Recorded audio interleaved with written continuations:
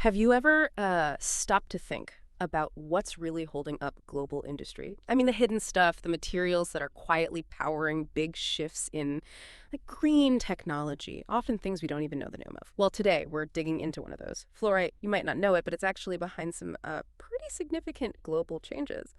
Welcome to our deep dive. We're looking at the Global Fluorite Power Market Outlook Growth to 2033. This is all based on a really comprehensive report from Cognitive Market Research. And our mission really is to unpack what fluorite is, why its market is growing so fast, and where exactly that growth is happening. Okay, let's get into it. Because honestly, the stuff in this report is truly fascinating. So let's start right there. This critical mineral. What is fluorite, basically? The source material paints it as foundational, right? With just incredibly diverse uses. We're talking everything from metallurgy, it's used as a flux, for purifying steel and aluminum, but also it's a key part of renewable energy tech. Think solar panels, advanced batteries, that Yeah. sort of thing. And it's becoming more and more important in energy efficient tech and other industrial applications too. Yeah, it's really quite remarkable, isn't it? How these maybe seemingly niche materials like fluorite are just absolutely fundamental, especially with that bigger push towards, greener technologies and cleaner manufacturing. The report really stresses how its unique chemical properties make it kind of irreplaceable for certain high purity jobs, Mm-hmm. which, makes it foundational if industries want to hit those big sustainability goals they're aiming for. Absolutely. And that foundational role, it really jumps out when you look at the market numbers. Let's dig into the financials for a second, because this is where the big picture gets really interesting. Okay, so back in 2021, the fluorite market was already worth a pretty hefty 2,230.44 million. By 2025, just next year, it's projected to hit $2,819.6 million. And then looking out further to 2033, the forecast is for $4,505.9 million. That's a compound annual growth rate, CAGR, of 6.035% over that whole period. Pretty robust. That kind of consistent growth, that upward line for fluorite, it's a really strong signal, isn't it? It points to a really foundational demand, like you said, across several critical sectors. It's not just a flash in the pan. That stability, well, it tells you global industries are really banking on this material for their long-term strategic needs, not just quick projects. Right. And when you map out where this growth is happening, well, it paints a really clear picture. There are definite hotspots. Asia Pacific, for instance. It's described as the powerhouse, really driving global growth incredibly fast. Their revenue is set to basically double, going from around $892 million in 2021 to over $1.8 billion by 2033. And within that, you've got places like India showing a just phenomenal 7.18% CAGR. Southeast Asia is expanding massively too. Then there's North America, still one of the dominant markets, no question. It's projected to grow over 75% in that same time frame, 2021 to 2033, reaching over $1.2 billion. The U.S. is leading there, obviously, but Canada is also showing strong growth, like a 6.5% CAGR. But here's the thing that really stood out to me, the standout in terms of just sheer rate of growth, Africa. This region is projected to almost triple its market size. It shows the highest CAGR globally, an incredible 9.95%. What's driving that? That nearly 10% growth in Africa seems, well, really remarkable compared to other places. Does the report explain that? That is a great question. And yeah, the report digs into that and highlights that Africa's surge, especially in places like Nigeria, South Africa, it's not just general industrial growth. It seems to be driven by really specific large-scale infrastructure projects and, importantly, developing new processing capabilities. Yeah. Things that really need foundational materials like fluorite. It's a definite sign of sort of burgeoning industrial capacity kicking off there. Okay, that makes sense. And it's not just limited to those regions, right? Europe is also seeing steady growth, expected to hit over $800 million by 2033. France, Italy, showing significant numbers there. South America, too, pretty robust growth. Argentina leading the way, a market getting close to $250 million. And the Middle East also making big strides, almost doubling its market size. The UAE is a key player there. Right. And if you sort of connect the dots, link it to the bigger picture. The report really does map out these global economic shifts quite clearly. The really rapid growth in places like Africa, Asia Pacific, it often lines up with major industrialization efforts, huge infrastructure projects, things that just consume these basic materials. And even in the more, let's say, established markets like North America and Europe, that consistent demand is probably being driven more by that ongoing shift, the transition towards more advanced, greener, energy-efficient technologies, which again, fluorite is crucial for. That regional breakdown really gives a vivid map of where the demand is popping up globally. But okay, beyond where it's happening, the source also talks about the engines behind it all. What specific applications are making this market suddenly so hot? Our source details a few key ones, like we touched on. It's critical as a flux in making aluminum, and steel helps get the impurities out. It's also absolutely essential for making hydrofluoric acid, and that acid is used in, well, everything from refrigerants and pharmaceuticals to even high-octane fuels. But beyond those sort of traditional industrial uses, it's increasingly vital in energy-efficient systems, in smart materials like the kind used in fiber optics, and it's foundational for cleaner manufacturing processes overall. And as developing economies keep industrializing rapidly, well, the demand for refined fluoride just keeps climbing. Yeah, it really underscores just how deeply integrated fluorite is becoming Yeah. in, the future of sustainable industry. The report makes it pretty clear this isn't just a basic commodity anymore. It's seen as a strategic resource, one that supports these really fundamental shifts in how we produce things, how we consume energy. So the growth isn't just about more factories, it's about making them more efficient, more environmentally conscious, which points to a really sophisticated, evolving kind of demand. Although that does raise an important point, doesn't it? Securing a consistent supply of the high purity stuff, that could actually become a bit of a strategic challenge, especially when you factor in, geopolitical stuff around some mining regions. That's a really crucial consideration, yeah. So looking ahead then, what does the report say will keep this momentum going beyond 2033? It points to a few things. Ongoing innovation, particularly in how fluorite is processed.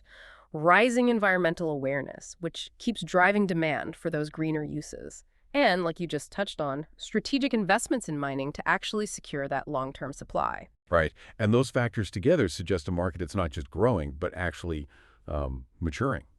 The focus on innovation, on strategic investment, it signals that companies are really planning for fluoride to be critical for the long haul, especially as environmental rules and considerations become even more central to how industries operate. It's about building that resilient long-term supply chain. So, wrapping this up then, fluorite. Maybe not a name you hear every day, but it's clearly foundational for our modern world. It's rapidly growing market. It's a pretty clear signal of ongoing global industrialization, yes, but also that accelerating push towards greener tech everywhere. It's quietly underpinning so much of the progress that we see happening around us. It really makes you wonder, doesn't it? How many other hidden materials like this are out there? Things that are just as indispensable, silently propping up all these major tech and industrial advances that shape our world, but are, far from the headlines. It just highlights that deep interconnectedness, I think, between industries that seem totally separate, all built on these foundational bits and pieces we rarely even think about. Welcome to a new deep dive. Today, we're pulling back the curtain on a material that's kind of hiding in plain sight. It impacts everything from, the steel reinforcing buildings to the glass in your phone screen. It's called fluorite powder. And honestly, it's way more dynamic and essential than you might think. That's absolutely right. And this isn't just about, digging a mineral out of the ground. It's really a fascinating look at how global industry, serious environmental challenges, and some pretty cutting-edge innovation all kind of meet around this one, often overlooked commodity. Our sources, they paint a clear picture. A market with real momentum, but also facing some big, maybe even surprising hurdles. Okay, so our mission today is to unpack this fluorite powder market for you. We'll dive into its, well, surprising foundational roles, the tough challenges it's up against, and the exciting new trends that are shaping its future. You should walk away with a real shortcut to being well-informed on a truly critical global thing. Right, let's start with the roles. Fluorite powder is described as a crucial material across several major industries. What exactly does it do that makes it so vital? Okay, so at its core, fluorite powder is a really versatile mineral. One of its main, most essential jobs is in metallurgical applications. So think of those as massive industrial furnaces, right, where metals like steel and aluminum are made. Fluorite acts as a fluxing agent there. A fluxing agent, what does that mean practically? Well, it means it helps lower the melting point of the raw materials, makes the whole process run smoother. Ah, okay. So it's making those huge furnaces work more efficiently, saving energy, improving the output. Exactly. It helps impurities separate out more easily, so you get a cleaner, more efficient melt. And when you think about global steel production, especially in rapidly developing economies, well, that demand for high-purity fluorite is just consistently growing. Everyone wants more efficient, cleaner production. Makes perfect sense. What else? Where else does it show up? beyond metals? Well, beyond metallurgy, it's a really critical feedstock for making hydrofluoric acid. Yeah. That's a powerful acid used as sort of a foundational chemical building block for tons of other products. Hydrofluoric acid, right. Yeah, and that acid is then used to manufacture a whole host of other vital chemicals. Things like refrigerants, aluminum fluoride, various fluorochemicals. That last one, fluorochemicals, that's a huge category. Essential for everything from pharmaceuticals to, modern plastics, coatings, and we're seeing the chemical and fluoropolymer industries expanding significantly, especially in places like North America and Asia Pacific. That directly fuels the global appetite for fluoride. Wow, that's a huge chain of chemical reactions starting from this one powder. It sounds like it touches almost everything, even like construction maybe, beyond just the steel beams. It does, yeah. It plays a valuable role in glass, ceramics, and cement sectors, too. In those, fluoride helps improve material opacity, making things less transparent and workability. This is particularly useful for all those large-scale infrastructure projects happening now in developing nations. Think Latin America, Africa, Southeast Asia. It's really pretty remarkable how something so fundamental can be so invisible to most of us. It truly underpins a huge chunk of the global economy. I mean, think about the scale, right? If the fluoride supply hiccups, it doesn't just nudge steel prices. It could ripple through basically every industry, cars, solar panels, electronics, impacting daily life in ways we don't even consider. It really is like the hidden linchpin of modern manufacturing. But while the demand is clearly strong, this brings up a really important question. What's holding the fluorite market back? Or at least making its path a bit bumpy? Our sources definitely highlight some significant challenges. Yeah, my notes mentioned something about availability and pricing volatility. Is that a major concern? Oh, it's a huge one. Yeah. One of the biggest restraints is just the variability in fluoride or availability and the pricing. Global supply chains, they're still pretty vulnerable. You've got inconsistent mining outputs, geopolitical limits in major producing countries, Mm. like China and Mexico. Mm. And all that leads to considerable price swings. Makes stable procurement really difficult for manufacturers who need to plan ahead. Right. So even if you want the stuff, getting a steady supply at a price you can count on is tough. And what about the environmental angle? Mining, especially for something this industrial, it doesn't always have the best reputation, does it? That's a critical point, absolutely. Hmm. Environmental concerns definitely constrain growth. Fluorite mining, it's often linked to ecological issues like land degradation, water contamination sometimes. So in response, you're seeing environmental regulations tightening up pretty much everywhere. And community opposition is growing too, especially in ecologically sensitive areas.